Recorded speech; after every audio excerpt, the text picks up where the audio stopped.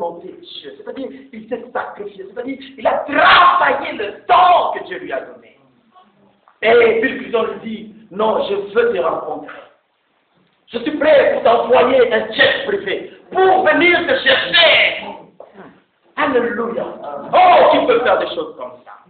C'est notre Dieu. Il y a encore un autre point que je dois vous dire. Mais une fois que tu as le talent, une fois que tu te prouves que non, parce que je te dis que tu en as, tu as quelque chose. En toi, il y a quelque chose. Mais le problème, il faut que tu découvres ce que Dieu t'a donné. Et de te concentrer sur ce que Dieu t'a donné. Ne touche pas à tout. Tu essaies ici, tu essaies à gauche, à droite. Non, ça ne marchera pas. Reste sur ce que Dieu t'a donné. Travaille ça. Prends ça au sérieux. Souvent, nous ne prenons pas les choses au sérieux. Accroche-toi. Même dans la souffrance, il y a toujours des étapes, frère, dures, difficiles. Dieu a élevé Joseph, mais Joseph a passé par la prison. Il a connu la prison. Que rien ne te décourage. Pourquoi tu es découragé? Pourquoi tu as lâché? Pourquoi tu as lâché? Ne lâche pas. Accroche-toi à Dieu. Dieu t'amènera là où il veut. Amen. Bien-aimé, notre Dieu est réel. Alléluia. Amen. David! Je vais vous dire une chose. Vous savez comment David a été introduit dans la maison de Saül, à la cour royale? David a été introduit à la cour royale à cause de quoi? À cause de son talent.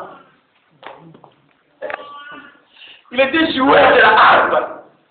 C'est-à-dire, quand David jouait la harpe, c'était extraordinaire. David a été introduit à cause de son talent. Donc, ton talent là, ce que Dieu t'a donné là, hein, ça peut t'amener très loin. Tu peux rencontrer des gens extraordinaires. David, c'était un artiste. D'ailleurs, la plupart des psaumes sont écrits par David. Il savait jouer la harpe.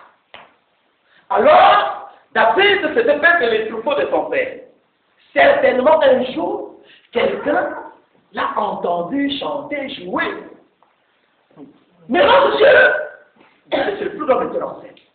Dieu maintenant, le temps était arrivé pour élever maintenant David. Il crée quelque chose dans la cour royale. Saül était troublé. Il a fallu quoi? Il a fallu qu'on cherche quelqu'un qui sache jouer la musique. Et pendant qu'on cherchait quelqu'un, un homme qui avait entendu David chanter, jouer de la harpe, cet homme s'est approché du roi et dit non, je connais un homme. Moi, je connais un homme. Cet homme-là, il est beau. Cet homme-là, c'est un vaillant guerrier. Il a vanté les qualités de David. Il dit, en plus, l'Éternel est avec lui. Là, j'aimerais qu'on lise. Parce qu'on n'a pas ouvert la Bible.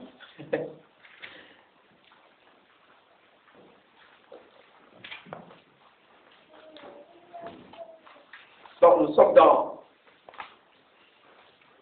1 Samuel.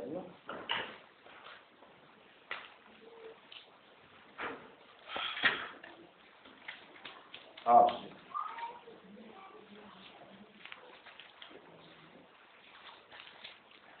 Voilà, 1 Samuel, merci Seigneur. 1 Samuel chapitre 7, verset 17. Que celui qui est tombé sur le verset que nous lisons. Est-ce qu'il y a quelqu'un qui peut nous lire? 1 Samuel 7, verset 17 à 18. Écoutez, cet homme, un homme qui avait le talent. Parce que toi, tu es en train de négliger le chant que Dieu t'a donné. La voix que Dieu t'a donnée. Alléluia. Amen. 1 Samuel chapitre 16, verset 16 à 18. J'ai demandé Jésus. Que notre Seigneur parle. Tes serviteurs sont devant toi. Nous chercherons un homme qui sache jouer de la harpe. Un homme qui sache jouer de la harpe. Voilà. Et quand le mauvais esprit de Dieu sera sur toi, il jouera de sa main et tu seras soulagé. Yes. Saül répondit à ses serviteurs, trouvez-moi donc un homme qui joue bien. Un homme, pas n'importe qui. Un homme qui joue bien. Un talent Dieu. et amenez-le-moi. L'un des serviteurs prit la parole et dit, Écoutez. voici, j'ai vu un fils d'Isaïe, Bethléemite, qui sait jouer. Qui sait jouer?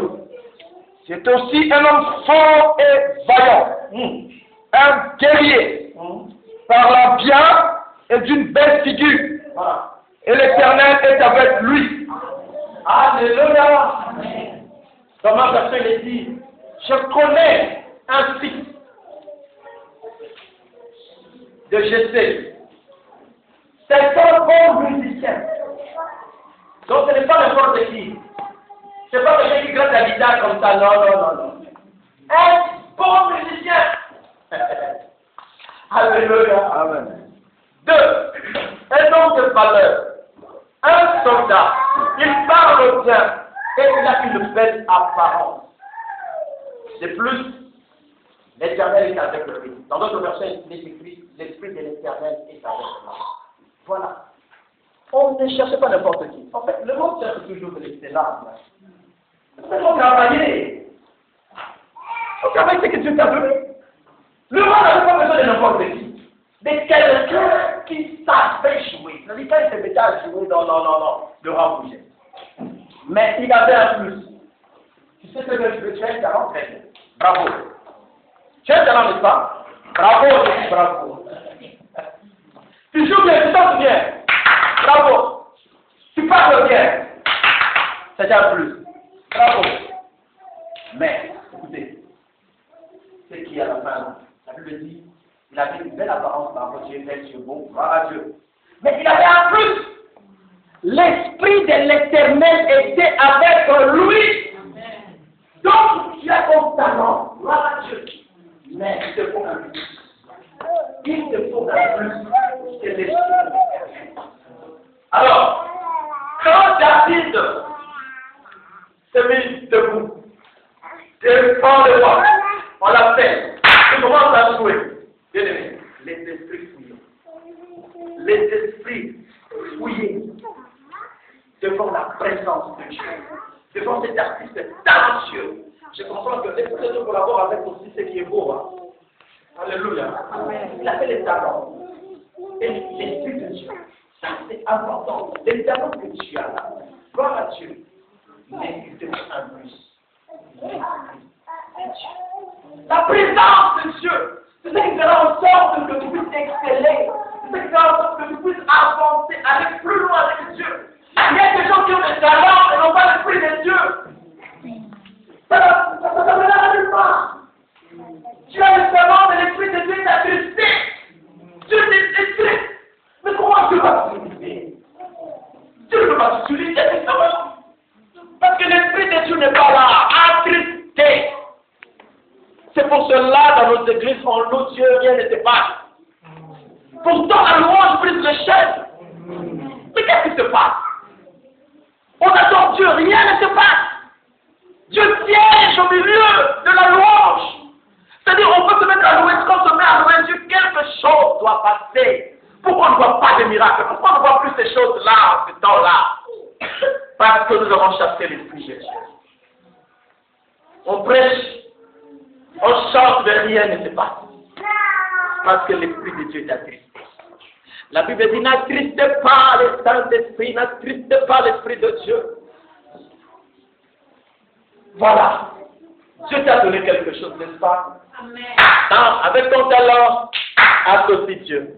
Avec ton talent, associe Dieu. Amen. Oui, tu ne fais pas n'importe quoi, comme je disais tantôt. Dieu a mis des choses en toi. Oui, utilise ce que Dieu t'a donné là. Dieu t'amènera dans une autre dimension. Nous devons regarder nos enfants autrement. Ta fille là, ton fils là, a quelque chose. Parents, il faut que tu découvres ce que ton enfant a. Il faut que tu découvres, que tu l'encourages. Il faut pousser ta fille à travailler ce qu'il a. Nous n'avons pas tous le même talent.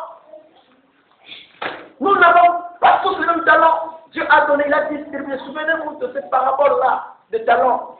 Il a donné à l'un 5, aux autres 2 et 1.